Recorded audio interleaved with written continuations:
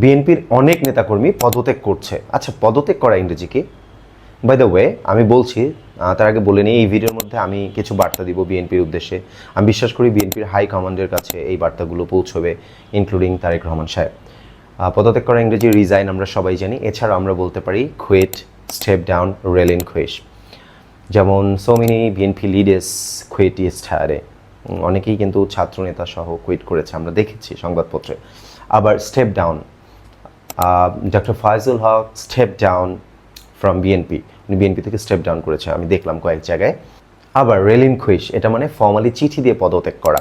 Some student leaders of BNP relinquished their posts, ঠিক আছে, তাদের পোস্ট থেকে রেলিন খুইশ করেছে। এটা আমরা সবাই একটু মনে রাখার চেষ্টা করব। বাট আমি বিএনপিকে যেটা বলতে চাই সেটা হলো, দেখেন, যারা চাঁদাবাজ ছিল এতদিন, তারা অন্য সরকারের আমলে কিছু না কিছু খেয়ে তো ছিল, হালাল রাস্তা ছিল, প্লিজ তাদেরকে সেটা করতে বলুন। দরকার হলে গ্রুপ ওয়াইজ 10,000 20,000, আপনারা জানেন কারা চাঁদাবাজি করে, তাদেরকে দল থেকে বহিষ্কার করে দিন।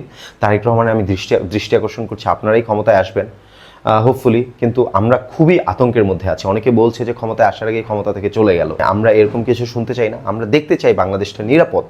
আমরা যারা আন্দোলনে ছিলাম এবং যারা এনসিপি গঠন করেছে, ছাত্র নেতারা জীবন বাঁচি হলেও, আমরা সবাই আতঙ্কের মধ্যে আছি। Please save Bangladesh in no time.